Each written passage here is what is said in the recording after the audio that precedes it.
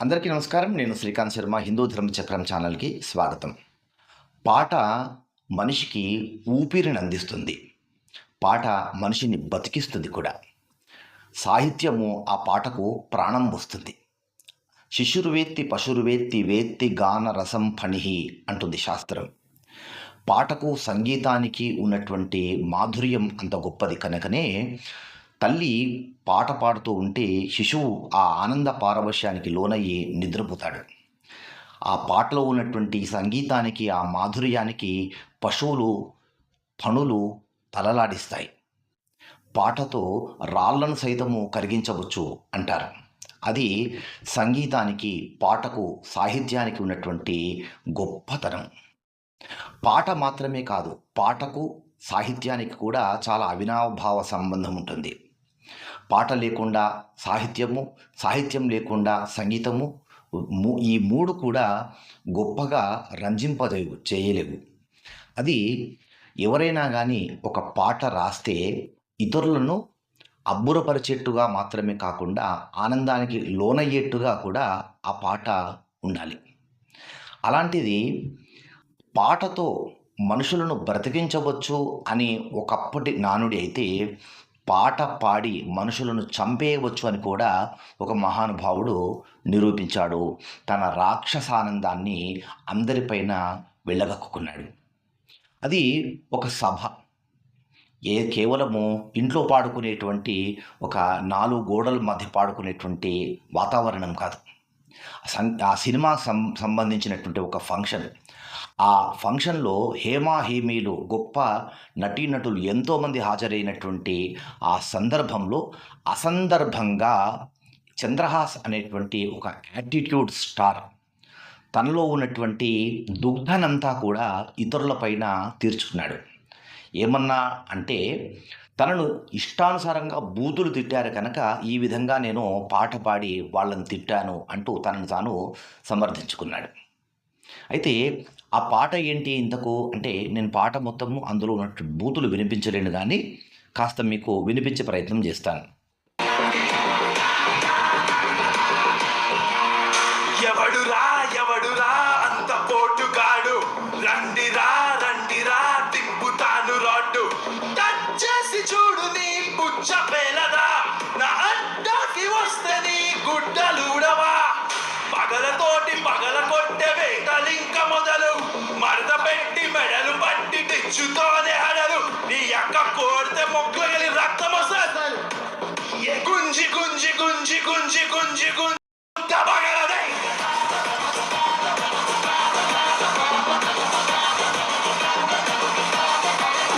పట్టి పట్టి పట్టి పట్టి పట్టి పట్టి పట్ట పగలుదే. ఇది ఆ దారుణం. అసలు ఇలాంటి పదాలు ఒకరితో మాట్లాడడానికే అసలు మనస్కరించదు. ఒకరి మీద ఉపయోగించడానికి కూడా సంస్కారం ఉన్నటువంటి వాళ్లకు అలాంటి బూతులు రావు. అలాంటిది ఆ బూతు పదాలతో పబ్లిక్గా ఒక సభలో ఈ విధమైనటువంటి రసాభాస చేశాడు. దయ్యాలు వేదాలు చదివినట్టుగా అని మనం సామెత వింటాం కదా. ఇదిగో ఈ విధంగా మనకు ప్రత్యక్ష ఉదాహరణగా కనబడుతుంది.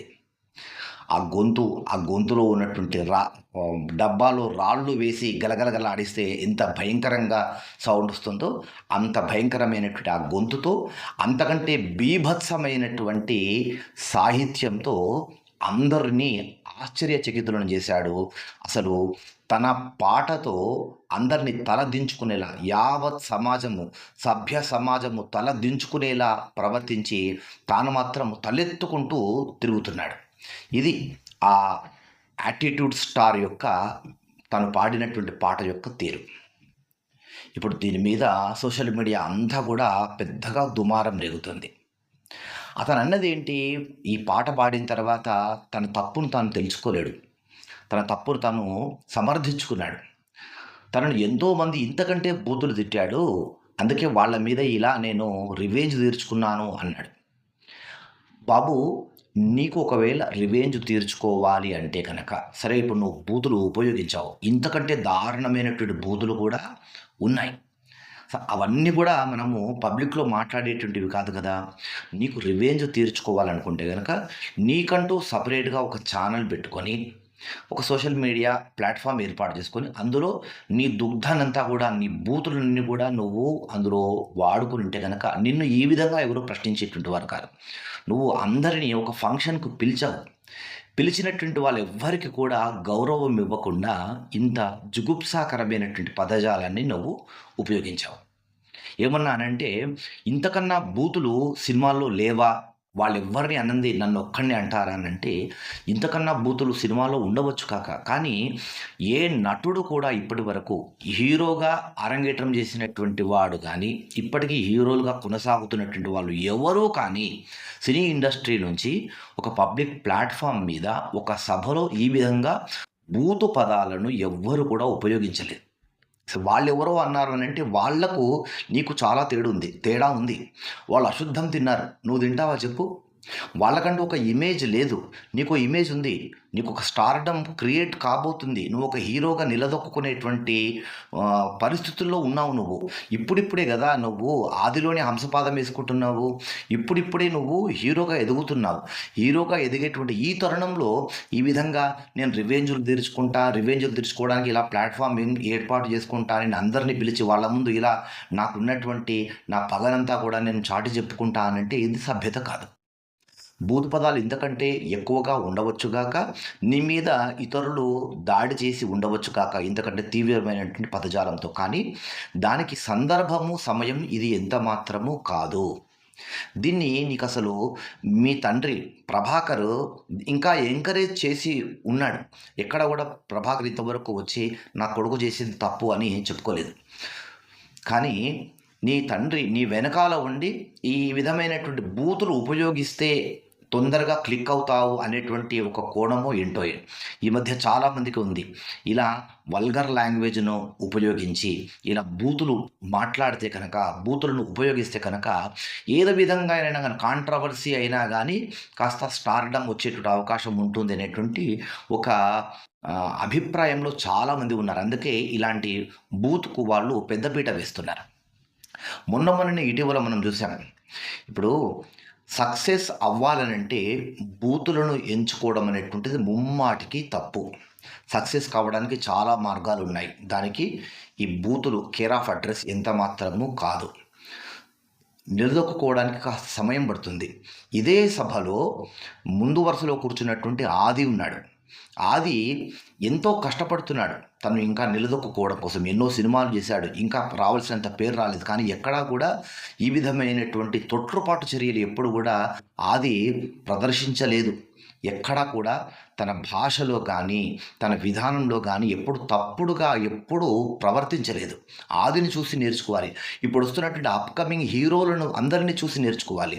అంతెందుకండి, పెద్ద పెద్ద స్టార్లు హీరో అయినటువంటి మహేష్ బాబు గారు కానివ్వండి, అల్లు అర్జున్ గారు కానివ్వండి, ఎన్టీఆర్ గారు కానివ్వండి, ప్రభాస్ గారు కానివ్వండి, ఇట్లా ఎంతోమంది గొప్ప గొప్ప హీరోలు ఇప్పుడు ఉన్నటువంటి వాళ్ళు ఎవ్వరూ కూడా ఇలా పబ్లిక్‌లో కనీసం వాళ్ళు మాట్లాడేటువంటి మాటల్లో కూడా ఎక్కడ పొరపాట్లు దొర్లకుండా వాళ్ళు 1, 2 సార్లు చూసుకొని మాట్లాడారు. అలాంటి వాళ్ళని చూసి నేర్చుకోవాలి. వాళ్ళు ఎంత ఎదిగినా గానీ, ఎంత ఒదిగి ఉన్నారు అనేటువంటిది వాళ్ళని చూసి నేర్చుకోవాలి. ఇప్పుడు వచ్చేటువంటి మీలాంటి వాళ్ళందరూ కూడా, యువత అంతా కూడా. అలాంటిది నేను ఎదగలేకపోతే కనుక ఇలా బూతులను ఉపయోగించుకొని ఎదుగుతాను అనుకుంటే కనుక దాన్ని ఎదుగుదల అని అనరు ఎంత మాత్రం కూడా. ఇట్లాంటి యాటిట్యూడ్‌లే చాలా ప్రమాదము ఎదగడానికి. ఎంత ఎదుగుతూ ఉన్నా కొద్దీ అంత ఒదుగుతూ ఉండాలి. అది లక్షణం.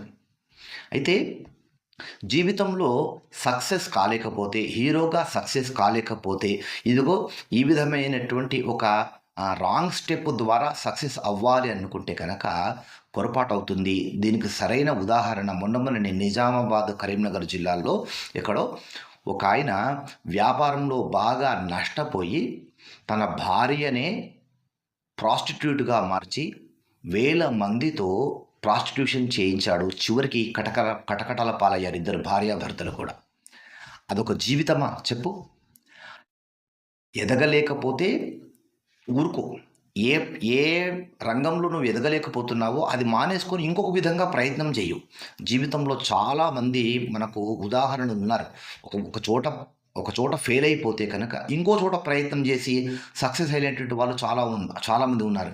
కాదు నేను కేవలం సినిమా రంగంలోనే సక్సెస్ అవ్వాలి అనుకుంటున్నాను అనుకుంటే కనుక ఈ విధమైనటువంటి పొరపాట్లు మాత్రం చెయ్యకూడదు. నువ్వు ఇప్పటికైనా కానీ తప్పు తెలుసుకోకపోగా ఇంకా నిన్ను నువ్వు సమర్థించుకుంటున్నావు. పైగా జేడి చక్రవర్తి గారిని టోటల్గా నువ్వు కార్నర్ చేసి ఆయన చేసింది సభ్యతనేనా, ఆయన ఒక్క మాట అని ఉంటే కనుక ఇది తప్పు అని ఆయన అని ఉంటే కనుక నేను క్షమాపణ చెప్పేసేటువంటి ఆపేసేటువంటి వాడిని అని అంటున్నావు. ఒక ఛానల్కి ఇచ్చినటువంటి ఇంటర్వ్యూలో ఆయన ఒక్కడు తప్పు అని చెప్పలేదు అని అంటున్నావు. మరి ఇంతమంది నువ్వు చేసింది తప్పు అని చెప్తున్నారు కదా, దానికేం సమాధానం చెప్తావు? కనుక బాబు చంద్రహాస్, ఇది ఒక హీరోగా ఎదిగేటువంటి వాడి యొక్క లక్షణము కాదు. నీకు మంచి కెరీర్ ఉంది, మంచి భవిష్యత్తు ఉండాలి.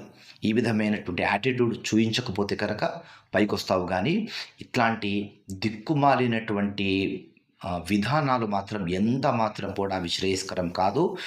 అసలు ఇలాంటి పదాలు నీ తల్లి కూతురు, నీ తల్లి చెల్లెలు ఉన్నటువంటి చోట నువ్వు ఉపయోగించగలవా చెప్పు?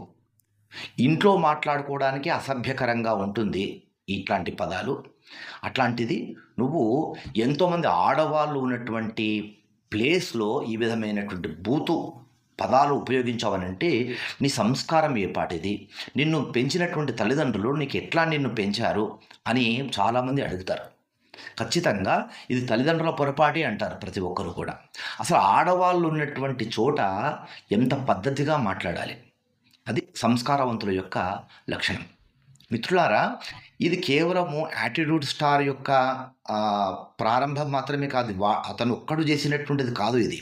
దీనికి రాహుల్ సిప్లీగంజ్ ఒక సినిమాలో, దసరా అనేటువంటి సినిమాలో, ఆ సినిమాలో హీరో నాని, అందులో బ్యాంచత్ అంటూ ఒక దరిద్రమైనటువంటి బూతు పదాన్ని ఒక పాటలో ఉపయోగించాడు. నాకు తెలిసి ఈ యాటిట్యూడ్ స్టారు ఈ చంద్రహాస్కి ఆ సినిమాలోని, ఆ దసరా సినిమాలోని ఆ పాటలో అతను ఉపయోగించినటువంటి ఆ బూతు పదమే ఇప్పుడు ఇతనికి నాంది అని అనుకోవచ్చు. ఆ పాటను బట్టి ఇన్స్పైర్ అయ్యి ఈ విధంగా బూతు పాటను పాడినట్టుగా నేను ఖచ్చితంగా అనుకుంటున్నాను. ఇతన్ని ఇన్స్పైర్ చేసింది ఆ పాటనే ఖచ్చితంగా. అందులో రాహుల్ సిప్లిగంజ్ పాడినటువంటిది పరమ చండాలమైనటువంటి బూతు. అది దాన్ని నేను సరైనటువంటి ప్రొనౌన్సియేషన్లో ఉపయోగించలేదు. వాళ్ళు ఎలా ఉపయోగించారో అలాగే ఉపయోగించారు, కానీ బండ బూతును అట్లా ఉపయోగించారు. దాన్ని నాని కూడా ప్రెస్ మీట్లో చాలా వరకు సమర్థించుకున్నాడు. చాలా తప్పు. ఇలాగా బూతులను సినిమాలో ఇష్టానుసారంగా మీరు ఉపయోగించుకుంటున్నారు. పైగా ఏమంటున్నారు, మేము ఈ సినిమాలో పెట్టలేదు. నువ్వు సినిమాలో పెట్టలేవు, ఎందుకు పెట్టలేవు? సెన్సార్ వాళ్ళు అభ్యంతరం చెప్పారు. నువ్వు అప్పుడే అర్థం చేసుకోవాలి. సెన్సార్ వాళ్ళు అభ్యంతరం చెప్పారు అని అంటే ఈ పదాలు అభ్యంతరకరమైనవి కనుక ఈ పదాలు ఎక్కడా ఉపయోగించకూడదు అనేటువంటి కామన్ సెన్స్ అక్కడే ఉండాలి కదా. ఒక చోట ఒకరు యాక్సెప్ట్ చేయనటువంటిది ఇంకో చోట నువ్వు ఎట్లా దాన్ని అది యాక్సెప్టెన్స్గా నువ్వు పరిగణిస్తున్నావు? ఒక చోట పనికిరానటువంటిది ఇంకో చోట పనికిరాదు ఖచ్చితంగా. భాషలో అది అర్థం చేసుకోవాలి. సంస్కారం ఉన్నటువంటి వాడు అర్థం చేసుకుంటాడు. అంత మాత్రమే కాకుండా మిత్రులారా, మహేష్ బాబు సినిమా ఒకటి, అందులో కుర్చీని మడతబెట్టి అనేటువంటిది ఒక పెద్ద బూతు డైలాగ్. కుర్చీని మడతబెట్టి అనేటువంటి దానిని పెద్ద ఆయన వాడినటువంటి ఒక బూతు పదాన్ని సినిమా పాటలో ఒక స్టార్డం కలిగినటువంటి ఒక సూపర్ స్టార్ సినిమాలో సాంగ్లో పెట్టారు దానిని. ఇవన్నీ కూడా ఇట్లాంటి వాళ్లకు ఊతమవుతాయి.